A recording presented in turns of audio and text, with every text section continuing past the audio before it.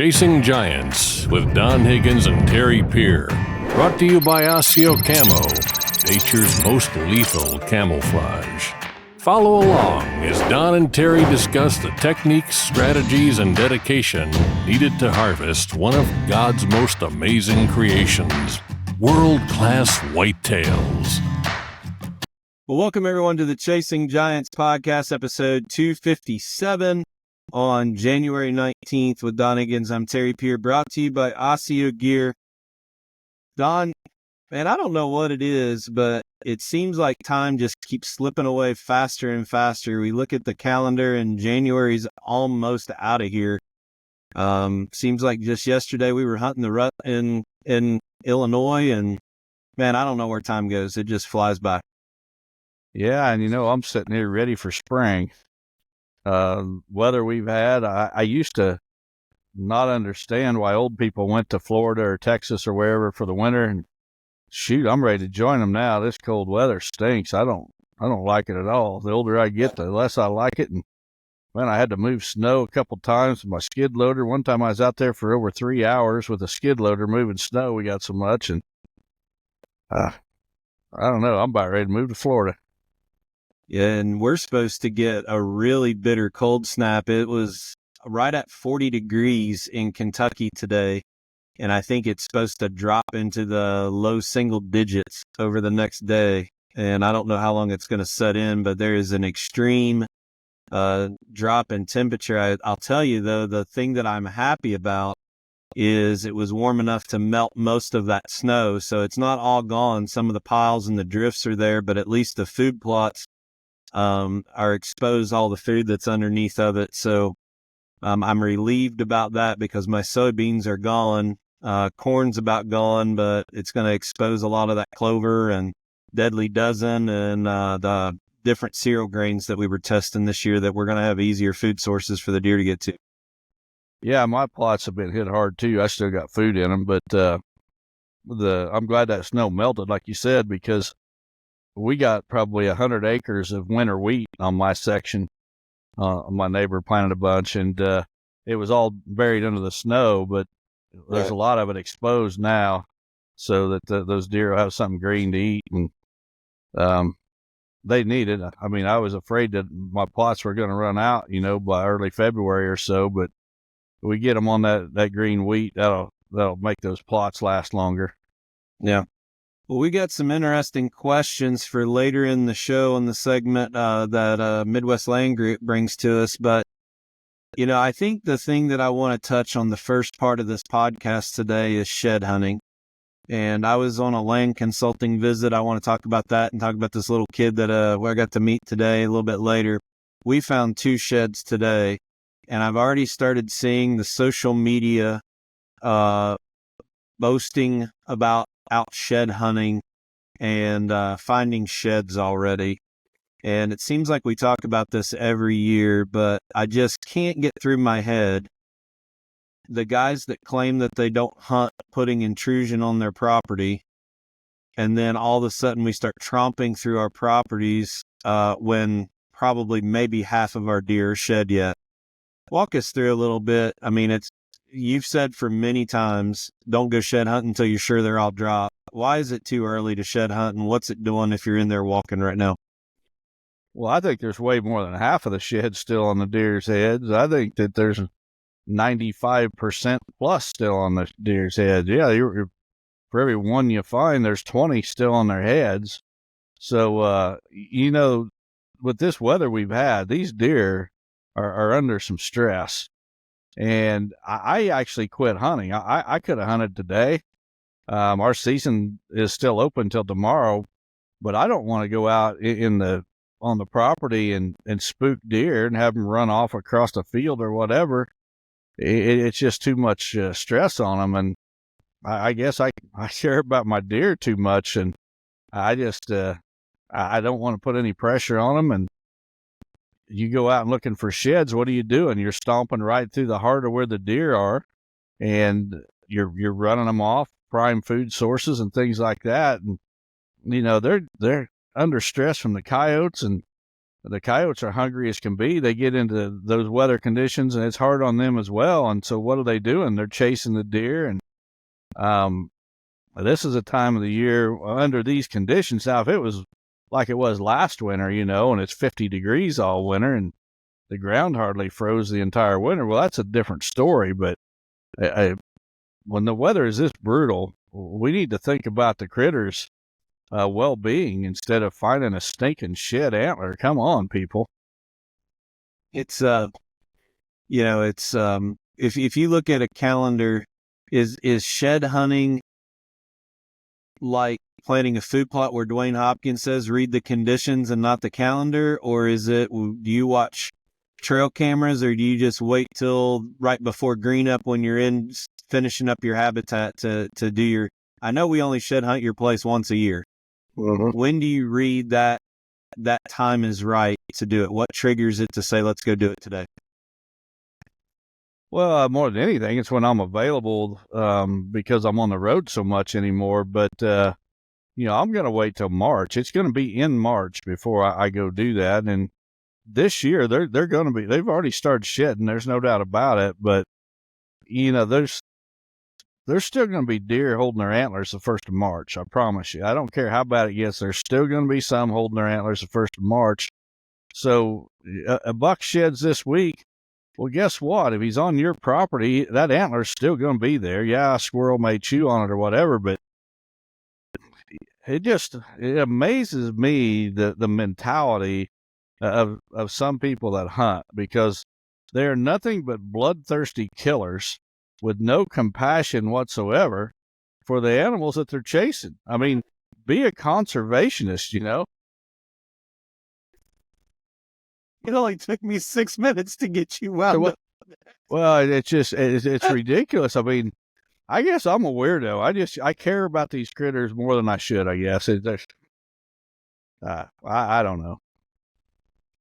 Well, look at it this way. I think if the people are going to say, I don't want the squirrels to chew on it. Well, if you push them off your property and they drop on somebody else's property, you're not getting the shed anyway. I would rather kill the deer the next year than worry about a couple bites out of the G2 tine on an antler. That's just me. And I don't even shed hunt.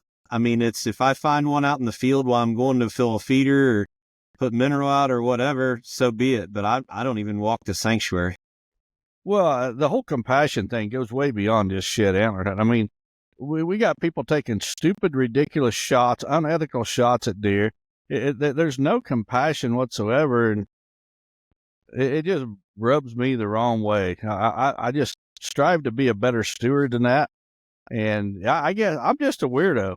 I'm just the weirdest deer hunter you'll ever meet because I care about them. Well, while we got you all froggy and frisky before the Ossia break, I know that you and I were surprised to hear this week that a couple people that have gone around claiming they're kind of affiliated with Higgins Outdoors and Chasing Giants on the consulting trail, and saying basically they've been trained by you and can get the same type of plan by you. And, obviously we're not going to call people out by name, but I think the purpose of this kind of statement that I want you to make in clarity is we don't want our customers thinking something that's not true. So I think that you got something, we can actually give some assurances to people. If they want to work with us, great. If they don't want to work with us, fine. But please don't take people out there claiming there's something affiliated with us that they're not. Yeah, I'm all about people chasing their dreams. Whatever your dream is, if your dream would be a whitetail consultant, good for you, go for it, chase your dream. But I had 3 situations this week, 3 different situations of hearing from people that had someone claim they were affiliated with me, that they'd been trained by me to be a whitetail consultant. And folks, first, there's 2 ways that you can know if they're affiliated with me. First of all, anybody affiliated with me is on my website right now. Just go to my website, higginsoutdoors.com. And if the person claiming they're affiliated with me is not on my website, they are not affiliated with me in any way, shape, or form. The other thing is, if you get a plan from those people, and that plan does not come in this notebook, this spiral bound notebook that I put together, all Terry, Wes, Bobby, all the guys that are working under me, if they send, when they do a property, they send me the plan. They don't send it to the client. They send it to me. I review it. When I'm done reviewing it, I print it out. I'll put it on the inside cover right here of this spiral bound notebook. I'm the one that mails it to the client. And if you get a plan from anyone and it is not in this spiral bound notebook, then the person is a fraud if they say that they were trained by me or whatever. And again, I don't care if every deer hunter in North America becomes a consultant. It doesn't bother me whatsoever. I encourage people to chase their dream, but be honest about it. Don't misrepresent yourself. Yep. And, you know, we've had people and that's one of the reasons you quit doing your master classes for a while. We were getting people to come to the master class, and we thought trying to make their own property better.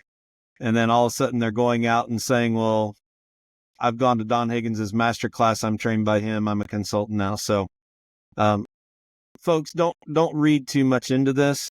Like Don said, if somebody wants to do this and this is their dream, chase it.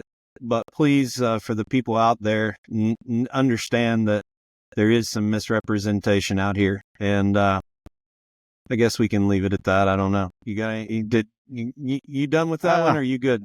No, I'm good. You know, I just, it's dishonesty that bothers me. It's not the fact somebody's trying to be a consultant. I'm fine with that. Shoot, I've got more work than I can handle. And, you know, the guys working under me got plenty. Wes can't even take another one this year. Wes was full before Christmas time. Wes was full for the entire year. You're pretty much about full. I have dates. I'm full through the last of February. If somebody needs something done, I got March available that I can work around, but I'm not taking that many though. You know, it's, we've been very blessed with the support and the trust that people have in what we're doing. And, we're very grateful for that. It's just disappointing that, especially people that we know that, you know, we've been not necessarily business partners, but that there's people out there that are misrepresenting it. So just beware, folks, if you're talking to people. Osseo Gear introduces a premium line of bow hunting gear that is unmatched, pairing nature's finest camouflage with the best technological innovations. Osseo Gear brings whitetail bow hunters the gear they need to be the best at their craft. The unique camouflage mimics the intricate feather pattern of North America's greatest predatory creatures. Designed for invisibility, built for comfort, and engineered for function. Visit OsseoGear.com. That's ASIO Gear.com to start shopping. Osseo Gear. Prepare to be invisible. Don, I was in Western Kentucky today, and some guys from Missouri own this property and came over and had me come down and really close to the Ohio River, all the way over in Western Kentucky. And I've done quite a bit of work down there. And I want to tell you, this property is fantastic. If I had to rank all of the jobs I've been on over the years, I would say this is in the top 5. It's got everything. It's in the right area that some monster bucks were shot in it. But the thing I like about this, Don, is right after they bought the property 2 years ago, they sold the timber off of it. And you and I walk into some messes when it comes where loggers come in, and it's actually just a mess, right?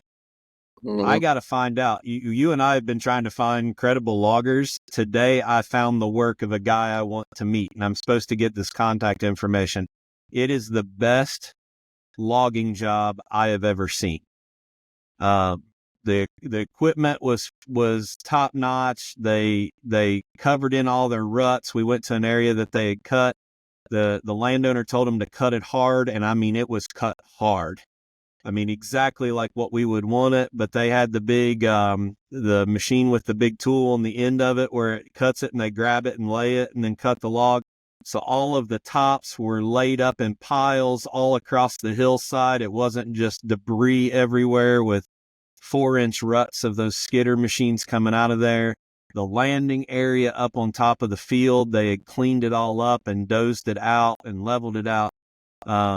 Just phenomenal. This crew that owns this farm I was on today is so far ahead with that much of a logging and TSI program. This property is going to be phenomenal. But for the folks watching on YouTube, I'm going to play a video here.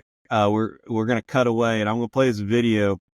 There's the son of one of the landowners. This family is 8 years old. His name's Houston, and he shot a really, really good double drop time buck this year, and he couldn't wait to tell me about it out in the field. And I just about fell over. So the people listening on audio, the wind was blowing really bad. I apologize. But the people watching on YouTube, you're in for a treat. Watch this real quick. Okay, so we're here in western Kentucky, and this 8-year-old named Hootie out there this year shot a giant double drop time buck out of that blind. And he was telling us what he did. Hey, Hootie, what'd that buck do when you shot him? So Houston's 8 years old. I'm going to share a couple pictures of his buck that he saw. Just a hilarious kid. And when you can talk about this a little bit, when we're at trade shows or you've been on consulting visits, you've met a couple of the kids that are like Houston in this. They are completely ate up. This buck is just an absolute dandy. And these kids, they just got it in their blood, and you can tell it's what they live for at the early age. And you just got to smile when a young kid is that ate up with deer hunting already. Yeah, congratulations to that young man. You can see it written all over his face. He's pretty proud of that buck. But you've known a couple other younger kids that we've met at trade shows. Oh, yeah. You had a couple guys stop by the house. You posted a picture of a young man in your trophy room. It's exciting to see when kids have that fire. I mean, I just love it. Yeah, and next Friday we're going to be at JB's in Mount Hope, Ohio for that event. And folks, that's an event that you want to bring your kids to, because I've got a message. It's going to be geared for everybody, but it's especially towards young folks. And I don't mean just kids. I mean, folks in their teens, 20s, 30s. I'm going to give them some encouragement. I'm going to share some things from my past. And, I didn't have I wasn't born with a silver spoon, put it that way. I've been extremely blessed. But I came from pretty humble beginnings. And I think when, this would be an event to bring your kids to, school age kids. I'm going to talk about stories and things that happened when I was in school. That's how far back I'm going to go and tell some stories. So back when school was in black and white, right? Back when it was uphill both ways, and then you always had to walk through 3 feet of snow. Yep. Oh shoot. Yeah, for those people that can be in Northeast Ohio, we'd really like to see you. 2 years ago we did this event, and I bet there is 600 to 800 people there. I believe it's a donation meal, and all the proceeds go to Lester's Feet this year. So we're going to have some vendors there. I know folks like Jay Gingrich is going to be there to talk about a little bit about his trees. You can talk to him. I forget who else is going to be there, but a lot of little networking. And then I'm going to get up and talk about Lester's Feet a little bit. You're going to get up and have this talk that I'm really excited for everybody to hear. And then we're going to do a live podcast in front of everybody where everybody can write their question down on a piece of paper.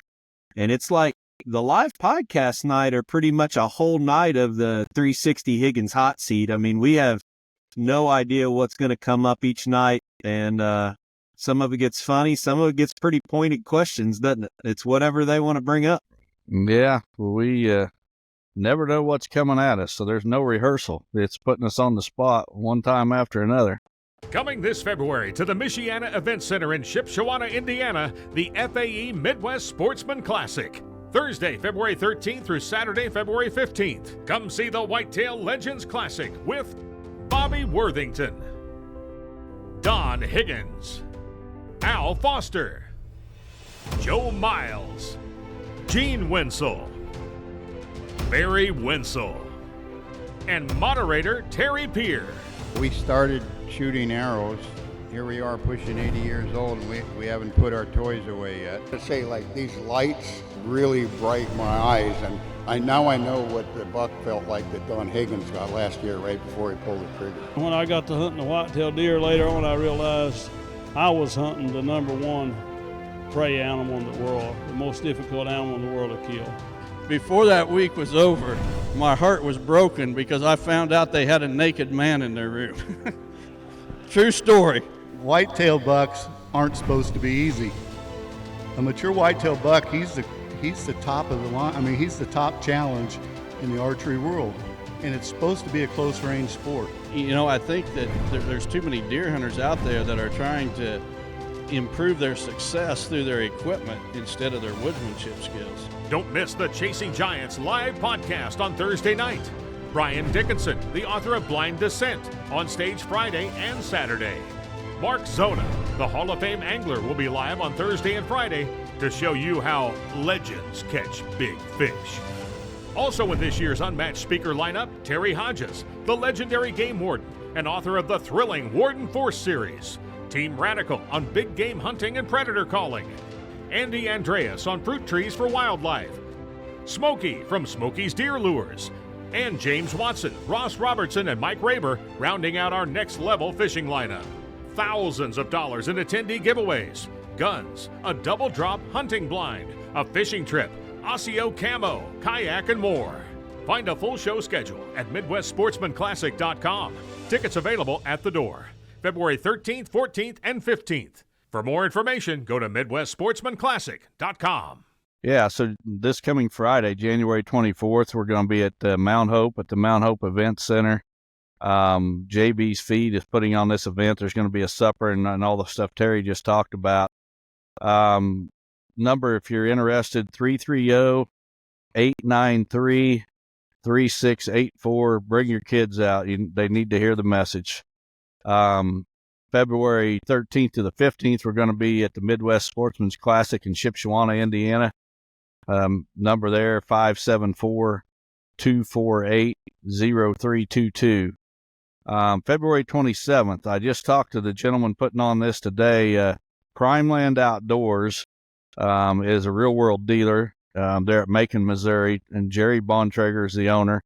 His number is 660-973-2697. And I talked to Jerry today, and he said they have so many people coming, they had to change where it's going to be at. So the Macon Expo Center, and he said the seating there is limited too. I forget, a few hundred people, but he thinks it'll be full. He thinks it'll totally fill up. So be sure to call and reserve your spot.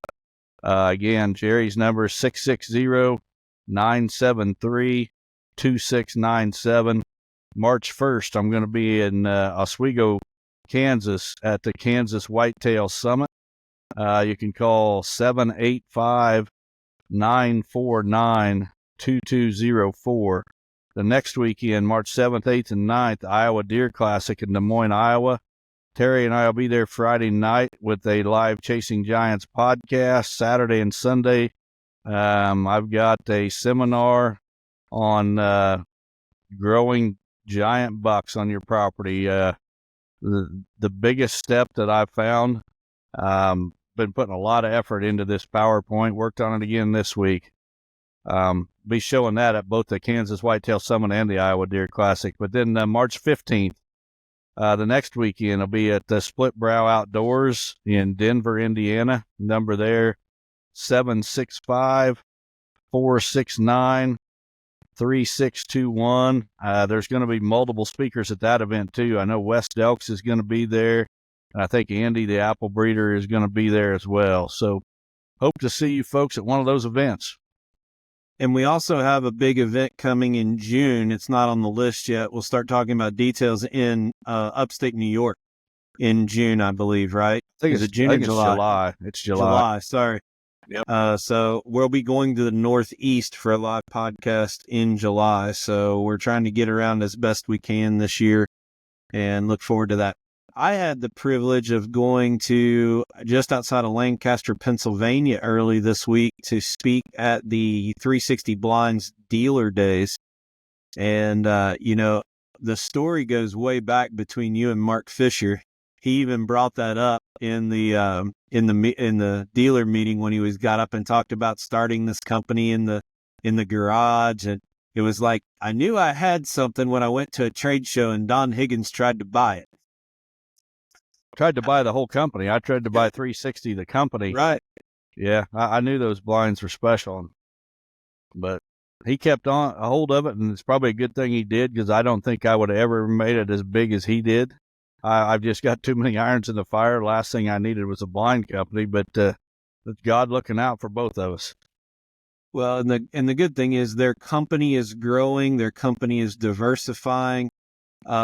His nephew, Merle Fisher, who has been with him in head of marketing, is actually starting a marketing consulting arm of 360 to give more resources to all of the dealers, which is really exciting for us at Real World, because a lot of our Real World dealers are also 360 blind dealers. There's a lot of overlap there. And Merle is just fantastic with branding and graphic design. He has a team of people that he works with, even gets into web development. So I'm really excited about how they're growing the blind business, but also diversifying their business to do other things. And they're going to be able to help a lot of small businesses kind of pick their place in their local market. So if you're one of our dealers or one of the 360 dealers that weren't there, reach out to me. I can kind of tell you what's going on and put you in direct contact with Merle at 360 Media Company. But it was a lot of fun to get to meet all those guys and talk. We got to see a blind on a 30-foot steel tower. You know, we've seen some weird stuff while we're out there, and boy, was that I mean, you talk about putting a blind 30 feet up in the air, but you've seen some pretty crazy things too. So nothing should surprise us anymore. No, we never know what we're going to see. You know, I was on how many consulting? I think I did 4 properties this week, and ironically, there was 3 of them in Illinois, and the owners of those 3 properties are all from Florida, and they were up to meet with me. And I'm telling you, well, I meet the greatest people on these consulting trips. It's like every day I just make a new friend. It's just fantastic. Well, 360, I got to go to a secret location. So none of the dealers know about what's going on, but I got to go to a secret location and look at there is a new product that 360 is going to be introducing at the Shipshewana show. So the first time people will be able to see it will be at that show. So we're really excited for people to give us some feedback on that. You and I have been involved in this project for a long time. And I think a lot of people are going to grin and say, that's really cool when they see it. So I'm really excited about that. But speaking of 360 blinds, we're going to go to our Higgins hot seat segment. And, every week I get to bring up something. And last week, folks, it was a total dud. I was really expecting to hear that Don always put his right sock on before his left sock when he went out hunting. And I was just so disappointed that he didn't have anything other than to say, nope, I don't have anything. So it was just a dud. I guess we'll have those sometimes when I don't prep you on it. And you know what I'm saying, right? Hopefully this week there'll be something a little more exciting. Well, I don't think it's going to be exciting, but I think that as people have listened to this podcast for as many years as we've been doing it, I don't want to sound like I'm being critical, but I think this is kind of an interesting conversation I want you to comment on, because one of 2 things has happened. You fundamentally changed your mind on something, which heaven forbid our listeners let you do, because once you say something 5 years ago, they think it's written on the tablet that Moses brought down from the mountain. But there's something that I've been thinking about lately, and that is go back to the podcasts around the year that you shot Smokey and Trump the first year. And we were talking about trail camera data, especially cell camera data. And you were pretty adamant that you only use trail camera data for yearly patterns. And several occasions you said, I don't care about latest intel. I don't care about, this and that. But then as time went on, even here in the last, several months talking about the Zychaeus hunt, we've learned that you've used intel of where a buck went into bed and kind of changed. It gave you an idea of having a setup that was related, ready to rock and roll, that when those conditions happen. Has your mind changed from Smokey and Trump year to the last 2 years where you've said that you've used trail camera data to put a strategy together on where to hunt one night? Or was that just a fluke of how those two lined up? Well, what really changed is the quality of the cell cameras. When I shot Smokey, I remember I got his picture on a cell cam a day or two before that. I was actually on my way to take Smokey to the taxidermist. When you shot Trump. Trump, that's right, Trump. I was on my way to take Smokey to the taxidermist, and my cell phone went off, and I had a picture of Trump in daylight, which I had not had all fall. And I think it wasn't even the next day. The next day, my grandsons were here, and then the following day, I went in and actually shot Trump. But the cell cams back then were absolute junk. I maybe they weren't all, but the ones I was trying were absolute junk at that time. You was lucky to get 10% the pictures you would get on a non-cell camera. I think that's the big thing, and I use them a little bit different. The cells anyway. I put a lot of the non-cells in places where I'm trying to gather annual data. I put the cell cameras in situations or places where I'm trying to get immediate data. So I know I know there's a target buck, and I'm just trying to pinpoint where he's at a certain time. And to be honest, I know there's some readers or some listeners that are going to love this comment, but it's become so stinking easy with these cell cameras that I almost think they should be outlawed. Once you figure some things out and you know how to use them and you know how to get a buck's picture, and that's a topic in itself. I see a lot of situations where guys have hung trail cameras in places I can't even figure out what in the world they're thinking, why they hung it there. It's no wonder they hardly ever get a picture of a deer, let alone a mature buck. But once you get that, it's almost like an art of, being able to get a buck's picture, and with regularity anyway, or to go into a new area and there's a good buck in there and get his picture within a couple days. Once you get that art down, then using cell cameras is almost cheating. It goes back to the little rant I had at the beginning of this podcast when I was talking about, do people even care about the critters? They're just a bunch of killers that with no compassion towards the animals. And, this was the second year in a row where I got a buck's picture in the morning going into bed, and I killed him that evening. I did it with Babe, and I did it with Zacchaeus. It takes something out of it, and I probably won't even be doing that anymore. Especially on my home farm. I don't need those cameras to kill those bucks. Yeah, I may do it quicker. I mean, look, I killed Zacchaeus on the first week of season, and Babe was, I don't remember what day it was, but it was by the first 3 weeks or so of season. I don't even make it to the rut anymore. I kill my target buck before the rut. That's how easy it's gotten on my home farm anyway. And, I just don't know that I'm going to continue doing that. In fact, I probably won't continue doing that. I may take my cell cameras on permission properties just to monitor places where I don't know for sure that there's a target buck, but I don't want to be stomping in there all the time, checking cameras.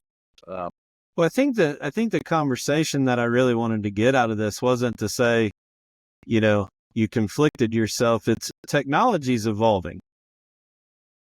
And this is a battle when we apply it to drones or crossbows or long-range muzzleloaders. As technology evolves, we have to, as hunter, find out where the line's going to be that we want to be within. And you answered it like I was hoping you would answer it, because we get a lot of listeners that people will laugh at this when we say it. We have a hard time remembering what we talked about last week. This is a thing that we do that is very unscripted. It's very raw. And when we talk about hunting, what would you say? In or out of this podcast, we talk hunting probably 10 to 12 hours a day. I don't think that's unfair to say. So It gets really mucky on what we talked about on the phone with somebody and a meeting with somebody on this podcast. When you talk about it as much as we do, we don't remember what we said on the podcast and what we don't. And people will call us out and say, well, that goes against what you said. But I think that every hunter, it comes to these situations in time where it's like, this is too far, or I need to change my thought process based on how the product, because I was talking to my consulting client today. Finding a big buck now is hard, but when you find one, I guarantee you're not the only one with a picture of him. Mm-hmm. It's not like it used to be. These cameras are everywhere, and I think it's almost impossible to find a giant that no one else knows about anymore. And there's no doubt about that. And, the other thing is, there are fewer giants today, I think, than there used to be because of the technology. In my opinion, it's way harder to find a giant than it is to kill a giant.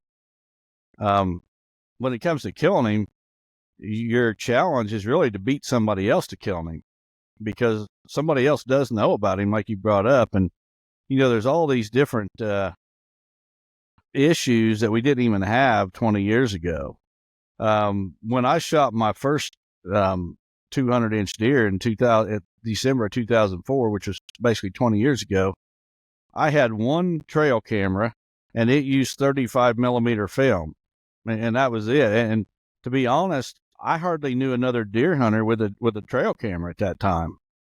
If they did, it was with a cam tracker. I don't know if you remember the brand Cam Tracker. They were made down in Georgia that had a 35 millimeter camera inside this housing unit, and it used 4C batteries, and you would put a roll of film in, and you'd get 36 pictures max.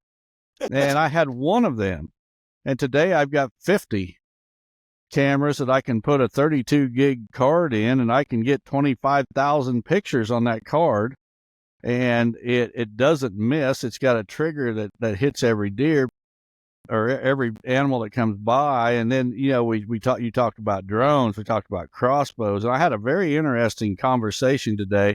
I did a consulting visit, it was here in Illinois, but it was with a father and his two sons. They're from Michigan, and they got a couple properties here in Illinois, actually repeat clients. And you may remember that I posted a picture. The father and one son both killed really good bucks on the property I consulted on a year ago. So they bought another property and had me there today to look at it. But, we was talking about fences, and the dad said, a few years ago, we was walking this new property, and we was walking down the property line, and boom, there's tree stand right on the line facing in. Go down a little 100 yards, there's another tree stand right on the line facing in into their property. And he says, 5 years ago, if somebody would have mentioned fences, my thought would have been, there is no way, that's not right. We shouldn't be doing that.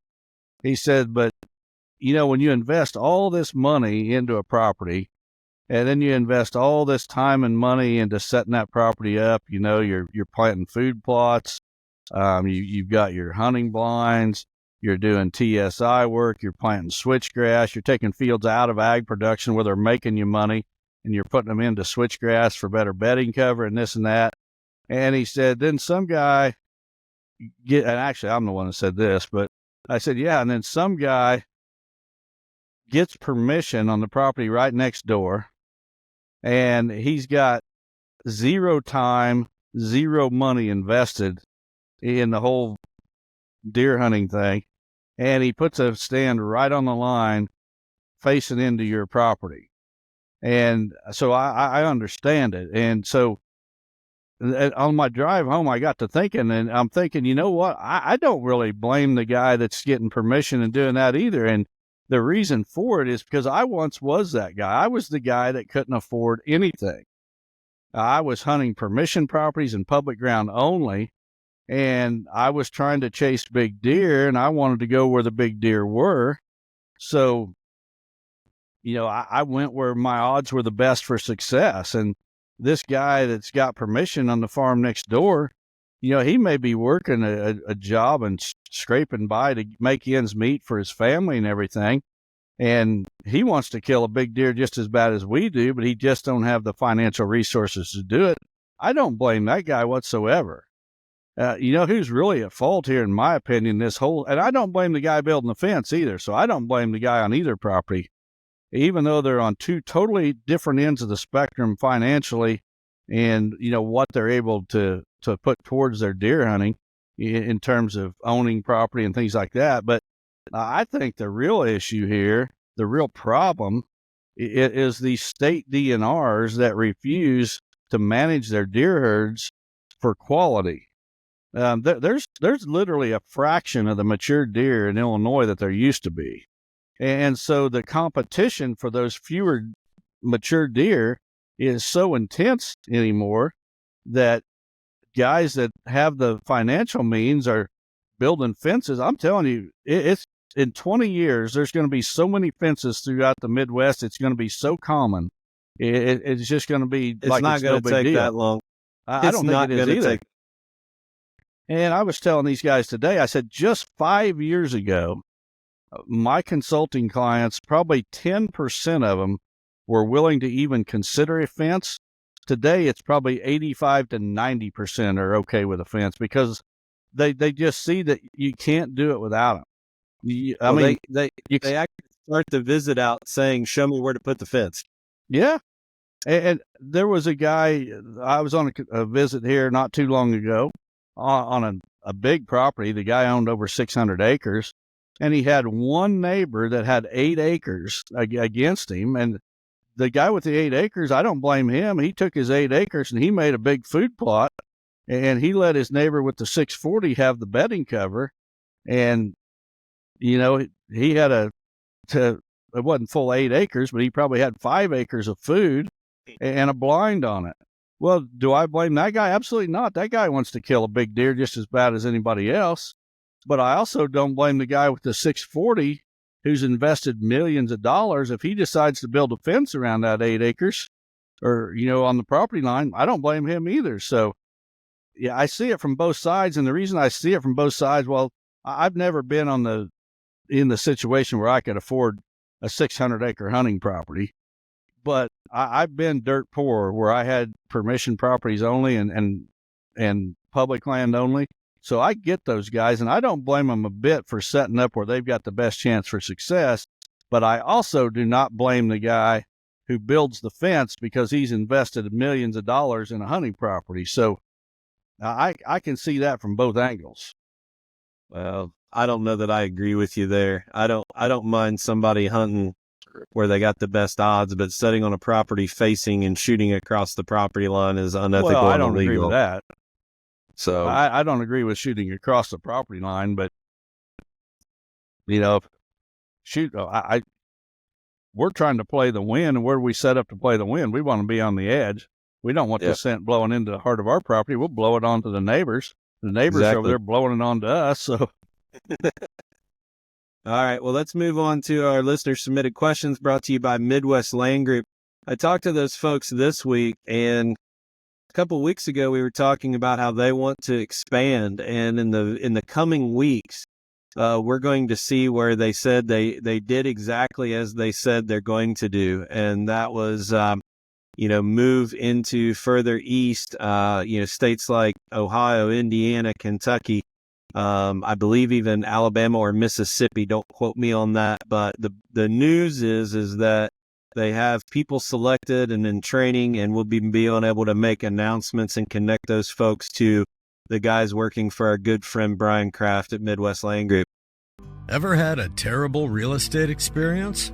Average realtors usually spend more time selling themselves than on selling your land. They'll tell you anything to get the listing.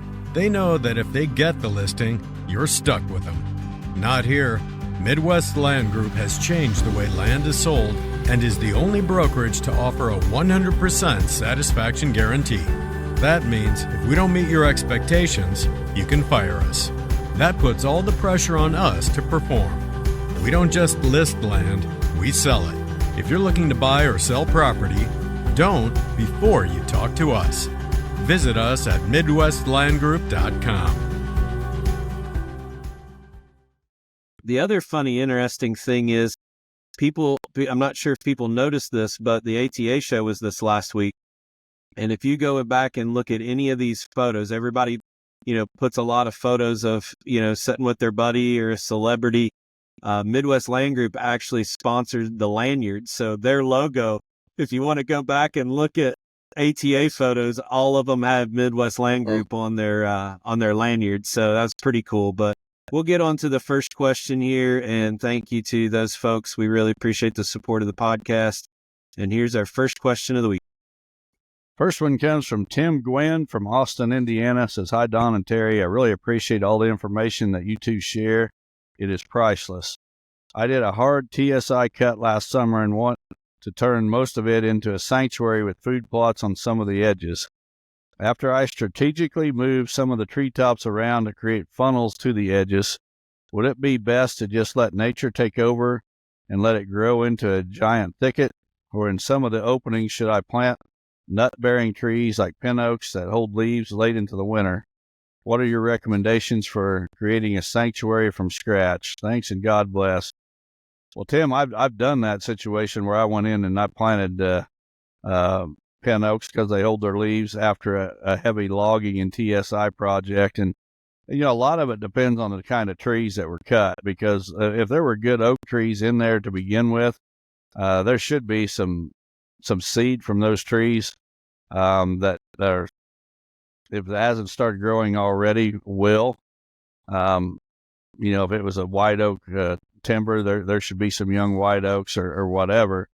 However, if you want to change the tree species, for example, the place that I did, it was just a bunch of junk species. There was things like locust and hackberry and elm and soft maple, things like that. And there were no good oaks in there. So what I did was go in with a bunch of potted trees. It's not going to work very good with a seedling because a seedling just doesn't have a significant root structure to support that. But when you use a potted tree, you've got that entire root system intact. And that's the way to do it. And then put a plastic tree tube shelter, around that tree to protect it, stake it in place, and you're good to go. But it's a great way to introduce new species, improve the timber, and also create a good sanctuary.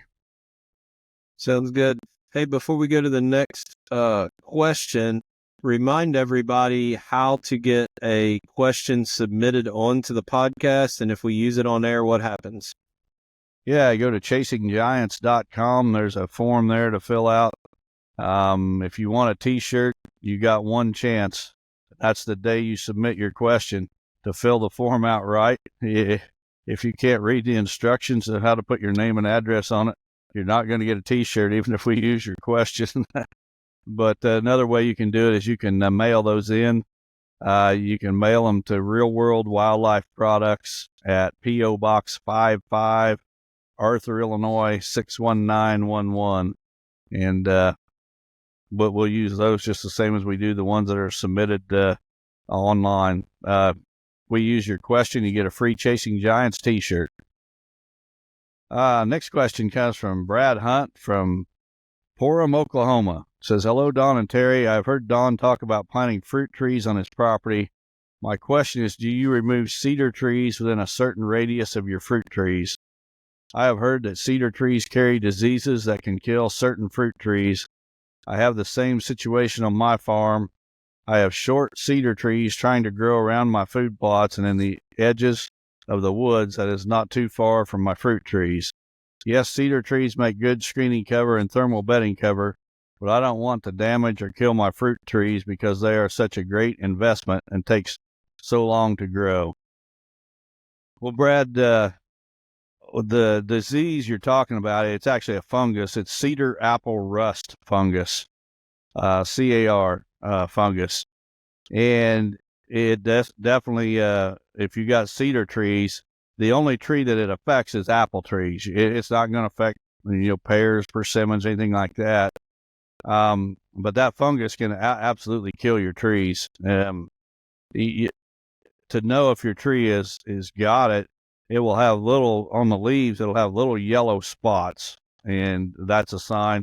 And some varieties of apples are way more susceptible than others, and some are totally resistant. And it's not just the cedar tree doesn't have to be real close to your apple. I mean, the cedar tree could be 100 yards away or more, maybe even a quarter mile away, and still that fungus is there in the air and will affect your apple trees. So it sounds like you're in a region where there's a lot of cedars. You're not going to cut down enough cedars to stop this from happening. You're going to have to go with varieties of apples that are resistant to it. And that's one thing that Andy has selected. The apple trees that Jay Gingrich is selling, Gingrich Tree Farm, are disease resistant. Also, you can go to various charts online and look for disease resistance for apples, and it'll list all the different, or all the main varieties of apples, and it'll also list the diseases, and it'll tell you if it's resistant or slightly resistant or fully resistant or very susceptible to these various diseases. So make sure that before you buy the tree, you find the varieties that are resistant to cedar apple rust fungus. The cheap one at Tractor Supplies you check out might not be the right choice for you. You get what you pay for. Next question comes from Jack Bowers from Edwards, Illinois. Said, in a recent podcast, you have mentioned how Illinois has become liberal with its regulations and how you used to fight them back in the day. With groups like Iowa Bowhunters Association and others making a difference, is there a chance to reverse Illinois and make it great again? And if so, how to begin doing it? Well, I wouldn't say it's impossible, because I don't think it would take that many regulation changes to do it. The final nail in the coffin, in my opinion, was legalizing the crossbow during archery season, and that's never going to change. There's too much money behind that. And basically too many deer hunters that are looking for the easy way, that's not going away.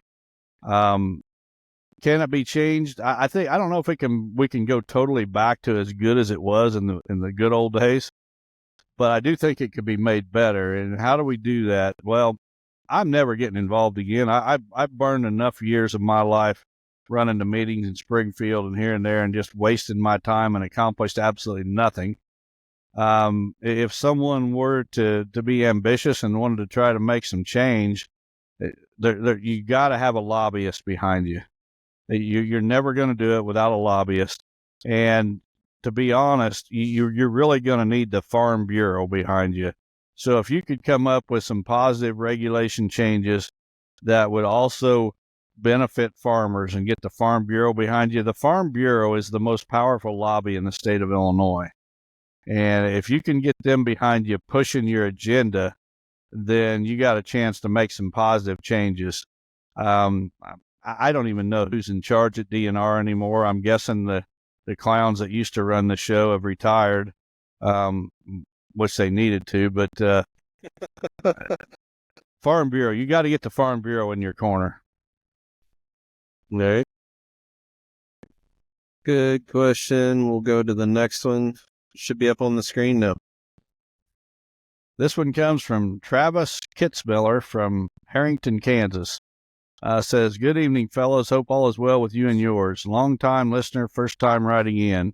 So I'm sitting here tonight going through trail cam pics and got to thinking about nutrition and gestation. Over the years, we've had issues with calf birth weights. Could be from bull's genetics, but could also be from the cow's nutrition program. Right now, here in Kansas, I have some standing corn, 3 acres of deadly dozen, and I've even put out some alfalfa square bales, protein level in the low to mid-20s, on Monday, and several more last evening, and will continue until spring. So my question is, should you cut back on high protein feed intake in late March or early April, so the fawns aren't too big for the does to have without issues?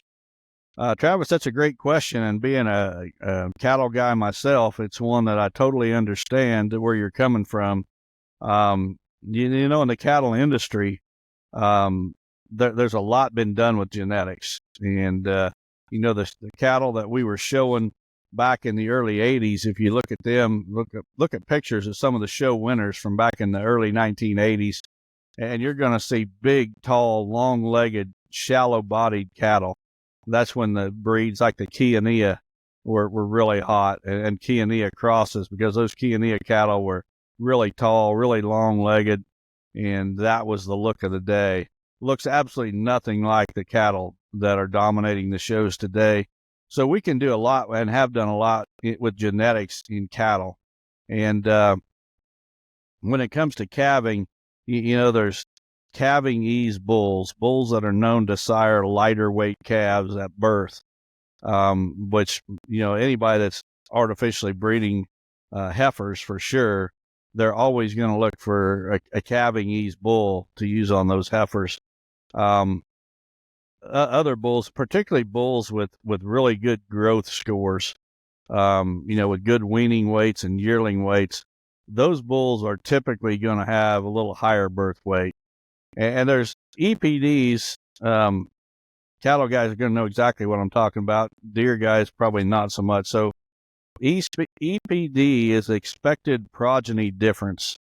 Progeny is the offspring of a bull. So they keep track on these, a lot of different bulls. They keep track of the calves, and so the calf birth weight. And so let's say the average calf from a certain breed weighs 80 pounds, but this particular bull, they've weighed his calves, and his calves on average weigh 85 pounds. So his EPD number would be +5, meaning that his calves on average are going to be +5 pounds bigger at birth. And then they do the same thing for weaning weights and yearling weights and all that. So your question comes back to whitetails, and well, let me go back to cows for a minute. So let's look at the cow side of the equation when it comes to a calf. So a cow that's getting a lot to eat, a lot of really high nutrition food late in gestation, she can affect that calf's birth weight as well. And, you know, that's why you don't want fat cows, because their calves, they'll just have trouble calving. So, you know, the nutrition that cow's getting has some effect on birth weights. And there's no doubt that the weight of that calf at birth has a significant impact on calving difficulty. You know, cow not being able to calve on her own, having to pull calves and such. So there's two contributing factors, the bull and the cow. So you ask about deer. How does this affect deer? If your deer are getting, you know, great nutrition late in that gestation cycle, if or pregnancy, is that going to affect the size of her fawns at birth, and will she have trouble fawning? And no, not at all. The genetics with the whitetail is basically the same. You don't have some bucks that are throwing fawns that are 3 pounds heavier than other fawns and things like that. I just seen it when I had the captive deer for 20 some years, that those fawns were basically all the same size, within a pound or so. Now, occasionally you would get a single fawn that might be a little bit bigger, but even then it wasn't too big. I'd never ever had a doe have any trouble whatsoever having fawns 100% on her own. Not even sure that I recall hearing any other breeder or captive deer breeder having a doe having trouble fawning. So no, there's nothing to worry about as far as providing, you know, a higher level of nutrition to does later in their gestation. They're still going to be able to fawn just fine. Okay. Well, this next question's kind of interesting. You can't say that you don't pick questions from all different perspectives. So this one should be a little fun. This one comes from Eric Guzman from Woodstock, Illinois. He says, I know Terry likes to get you worked up, so I will do my best. This question comes with my full respect and admiration, even if you don't agree. Plus, I need a new T-shirt because my old one is fading. As I reflect on my 5th hunting season, I can't help but think about all the scouting I have to do. I'm also trying to find good sources to use to improve as a woodsman since I didn't grow up in the woods. If I remember correctly, you mentioned talking more about woodsmanship back in late 2021 or early 2022. The advertisement for the Shipshawana seminar has an audio clip of you mentioning how hunters are trying to improve through technology and not woodsmanship. However, you don't talk much about woodsmanship. My definition of woodsmanship is a person's ability to read the woods, however unfamiliar, in order to find and attempt to harvest his intended game, and I understand his skill is different for different geographical locations. I don't consider planning, developing, and managing a property for quality deer habitat as woodsmanship. Although it requires a thorough understanding of deer habits and tendencies, creating a sanctuary with man-made funnels like fences and downed trees to get deer to access a food plot where the person is waiting to make the harvest is definitely not woodsmanship, and it might not even qualify as hunting. Do you consider yourself a woodsman, and can you dedicate time on the podcast to pass along your knowledge? Or would you be willing to have a guest on that is a proven woodsman to pass on his knowledge and wisdom for new hunters? God bless. Well, Eric, I think that was kind of an underhanded slam at me, but that's okay.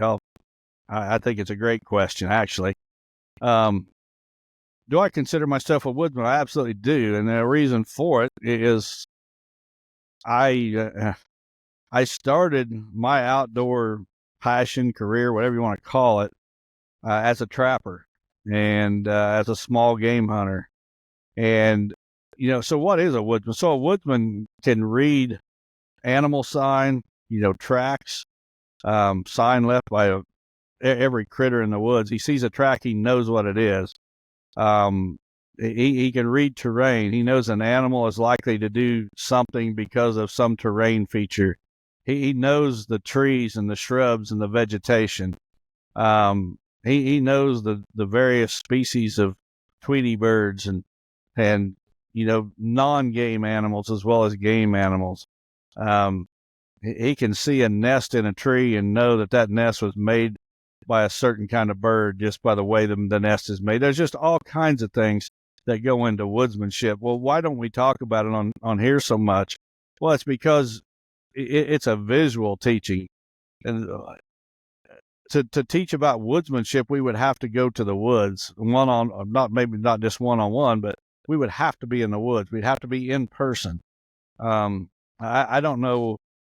I mean, we talk about terrain features in here. We talk about like the inside corners of fields are always good places for stands because it funnels the deer around those inside corners. Well, that's woodsmanship. That terrain feature is going to funnel wood. So we do talk about those things a little bit, but the vast majority of woodsmanship skills must be learned in the woods. It's not going to be learned on the computer. It's not going to be learned on a podcast. So, it wouldn't matter who we got on here to talk about woodsmanship.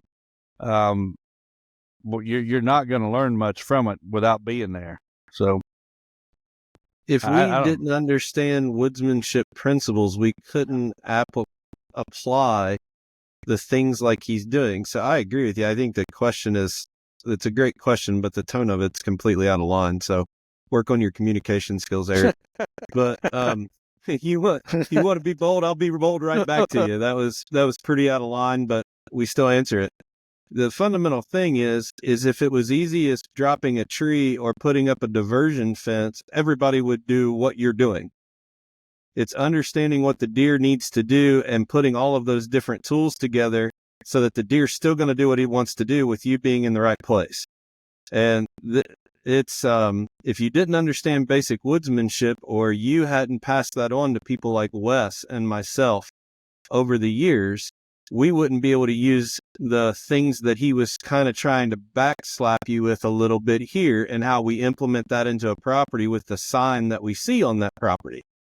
So you might not get quite as offended of it, but I will get more offended on your behalf just because this is the type of just crap that pisses me off all the time. So you want to talk further about it, Eric? Reach out to me. Be happy to. You know, Al Foster, my mentor, he made a great point. And I've heard him say this more than once, but he said, you know, the best deer hunters were killing big deer before a lot of things that we have today existed, before trail cameras existed, before food plots were a thing. And yeah, so Eric, I was shooting deer probably before you was born, I would guess. There's a deer right here behind me that I shot in 1979. Was you born in 1979? In 1979, we didn't have food plots. We didn't have trail cameras. We didn't have crossbows in archery season. The compound bow was actually pretty new. So yeah, and when you learn to be a woodsman, and then you start using some of these gadgets, gizmos, whatever you want to call them, you can be way more effective with them. And that's the point that Al was making, is there's a lot of these young guys today that the day they started, trail cameras were already in use heavily. Food plots were already in use heavily. And they don't know about woodsmanship because they didn't have to learn it. Back in the day when those things didn't exist, you had to learn woodsmanship if you wanted to be successful. And the best woodsmen, in my opinion, are not deer hunters, they're trappers. A trapper has to be able to read the sign, to read the terrain, to read the types of vegetation, because typically a trapper is not after one species of animal. He's laying a trap line for multiple species. So he needs to know that, hey, I see something here that's a good mink set. I know I can catch a mink here. And then he walks a little farther down the creek and, oh man, I could catch a raccoon here. So he sets a totally different set. Trappers are hands down the best woodsmen. And I used to absolutely love to trap more than I loved to deer hunt. But, you know, life got in the way. It's a demanding every single day. You got to be dedicated to checking those traps. And, you know, my lifestyle just won't allow me to do it anymore. I'm just gone too much. But what I appreciate about you is, you know, as we've shadowed you over the years, if you could go to a customer's property and not have to talk about anything, you could have that plan done in a matter of an hour or two, especially with a side-by-side. But what you do that I really appreciate with your client is you'll go in and explain how deer are using, say, this draw or this pinch point, and explain to our client what the deer are doing here and why. And then sometimes you might say, because they're doing this, we need to be here versus here, or we need to take what we see here and move it 100 yards to where we have access to do that so that the deer's still getting the same amount. So that's what I actually, if you look at all the time we've shadowed you, what I appreciate most about how you go about your consulting visits is you could go to a property and say, leave me alone, I'll come back in an hour and have it all figured out and show it to you. But instead, you're going out and walking that property with that client and explaining everything woodsmanship. Do you consider yourself I'm moving on. I'm going to go off here. I got another story though. So this week I was on a property and, you know, the client I was with is a super good guy. I mean, I hope I get to sit down and have lunch with him again because he's just such a great guy. But as he's given me the tour of his property, we're on a side by side, you know, and he's telling me, you know, where he's seen deer and he's hunted here and blah, blah, blah. And I'm taking it all in because, you know, I haven't seen all the property. I'm getting a tour and I want to see it all before I start throwing out ideas. I tell my clients, I said, you're going to find out that early in the visit, I hardly speak. I'm listening and I'm looking because I don't want to say something and then go a little bit further and see something else and have to take back what I said. And then by the end of the day, you're so confused. You remember me saying that, but that you don't remember me taking it back. So I just wait and I don't hardly open my mouth until I've seen the whole property. And we got to the end of the grand tour, the first round, and most of that tour, and that tour, it was a big property. It took about at least 3 hours, maybe more than 3 hours to get all over that whole property. And the whole time I'm thinking, and a thought came to me that I shared with him later. I said, my challenge right now is to get what's in my head for your property. My idea for your property is to get it from my head to your head, because we got to totally change the way things are being done here. Totally change it. There's a lot of things. You've got a great property.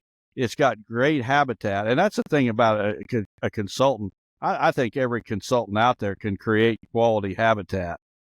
But his quality habitat was not being managed in a way that was going to allow him to grow and kill the kind of bucks that he wants to kill. And so I think as consultants, you and I and everyone else that's a consultant, our challenge is to get what's in our head into our client's head and get him to see his property the way we see his property. Because a lot of time, the client today, the father and the two sons, one of the sons asked me, he said, would you rather, it was a brand new property, they just bought it. He said, would you rather come to a property like this that the client just bought, or would you rather go to a property that the client's owned for a long time? And I said, I would much rather come to a new property. And the reason for it is because you don't have any preconceived ideas about the way the deer are using the property and how the deer move. When it's a new property, I can more easily influence your thoughts. No sentimental stands. Yeah. The famous exactly, sentimental great stands. point. It's hard to influence the thoughts of somebody who's been on a property for a decade or more and already has preconceived ideas, and you're trying to totally change those ideas and get him to see it from a different angle.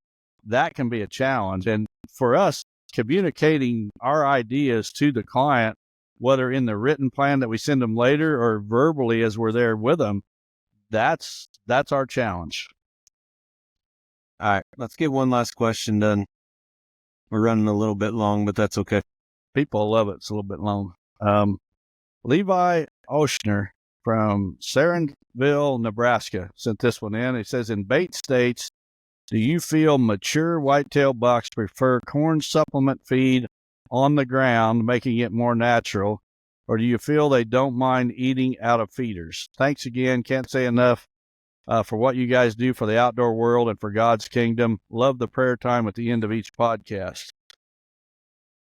Well, Levi, in my opinion, based on my experience in Ohio, where I've owned some properties and managed and had feeders there and such, I think it depends on the buck. It's an individual thing. Some bucks don't mind feeders whatsoever. They'll stick their nose in there. I suspect a lot of that probably has to do, did they grow up around a feeder? When they were button buck fawns with their mother, was they going and eating out of feeders and learning that that's a great place to get a good nutritious meal?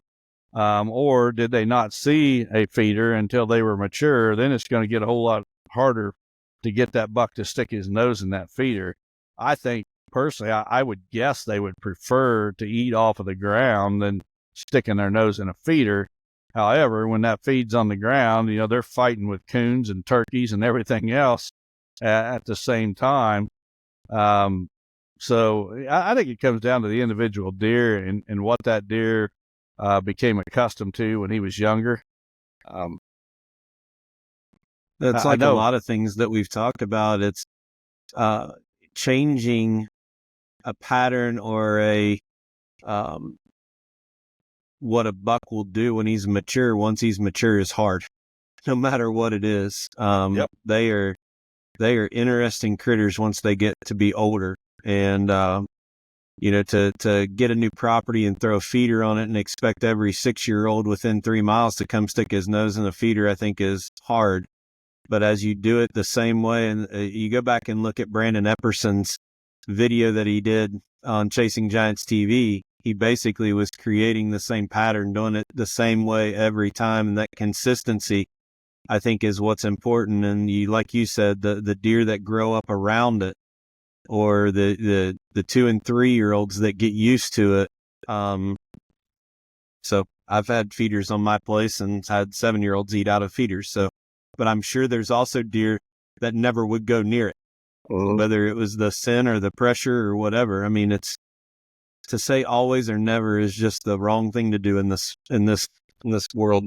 Yeah, and the reason I picked that question is because we're at a point of the year that we're at the end of season. Our season ends tomorrow, the day this is going to be released.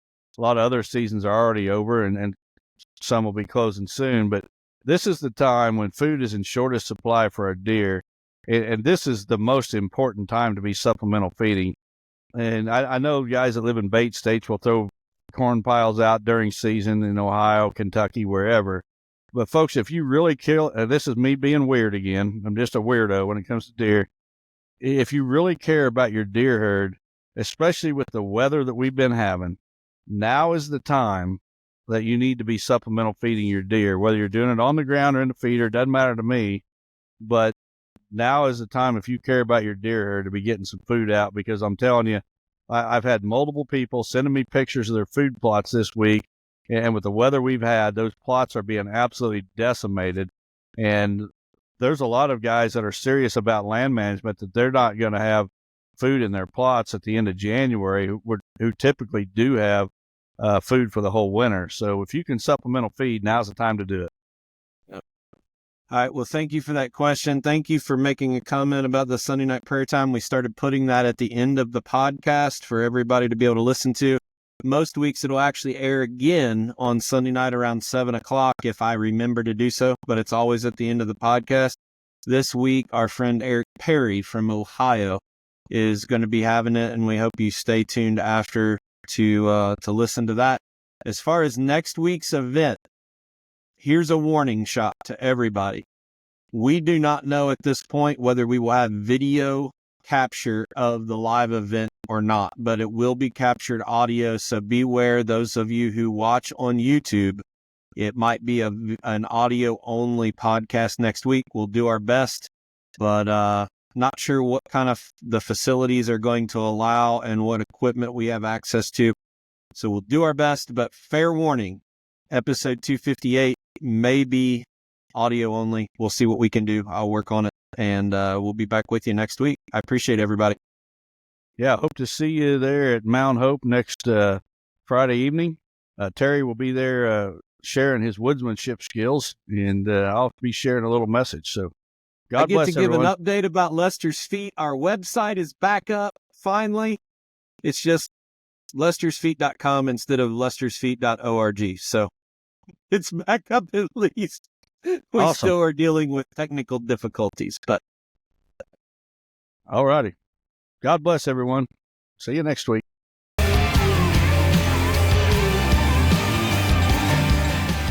Chasing Giants has been brought to you by Osseo Camo. Thanks for listening, and tune in next week for another episode of Chasing Giants.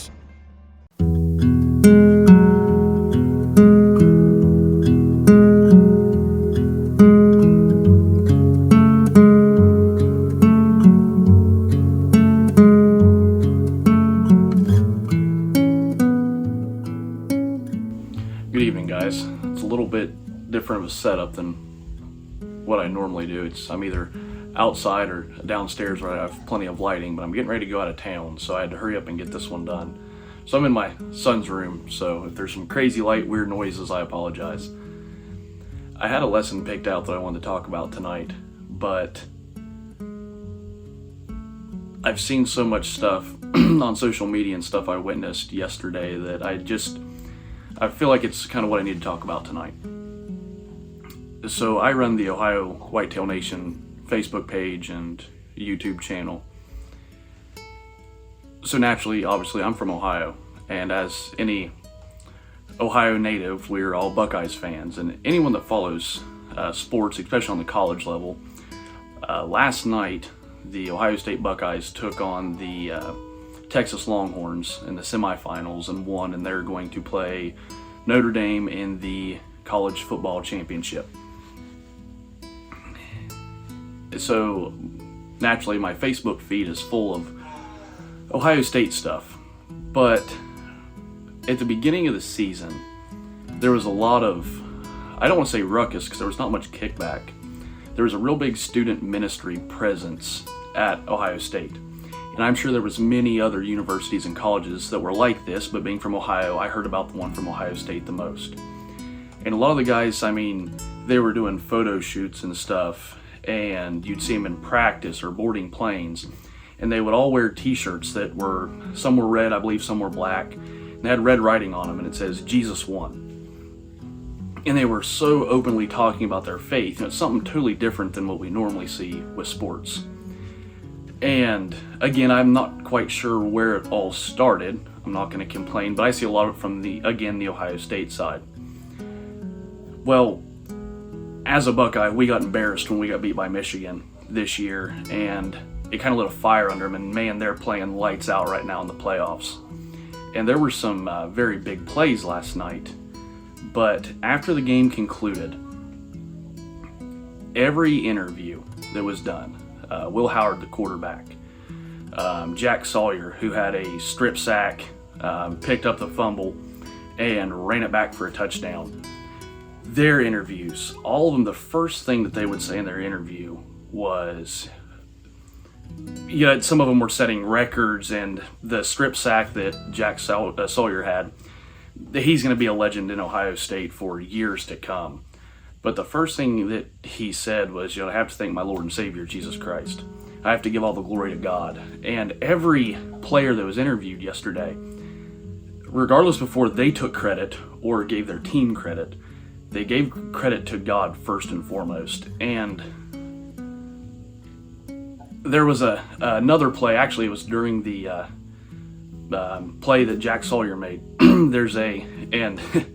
Caleb Downs is a safety. And there was an off-angled camera shot of him when that ball came out. And he was defending, or actually he was covering a receiver in the end zone. Well, he sees the ball being fumbled, picked up and runs the other way. The whole team's screaming, chasing after him. I mean, they're celebrating the other end zone. And Caleb Downs does not move. He hits his knees. And all you see from the backside is him hit his knees, and he holds his hands up. These kids' futures are on the line. There are some, I don't know how I want to word this. Their futures being on the line, and what they say now greatly has an impact on their future career. Unfortunately, I hate to say that, but the fact that these kids have that kind of faith, that in the biggest moments of their lives, some of these kids may never be drafted in the NFL. Some of them may start. Some may be the best that's ever played professional football. But again, some of them may never. And they know that by professing God as their Lord and Savior, that it could negatively affect that, but they don't care. They're giving God the glory for everything. Yet the Bible verse associated with Ohio Whitetail Nations is 1 Corinthians 10:31, I'm sorry. Whether you eat, whether you drink, whatever you do, do it for the glory of God. So, we have at church, we have a daily Bible reading that we, this year we're going to read through the New Testament 3 times, from the beginning of January till the end of December. And right now we're in the beginning of Matthew right now.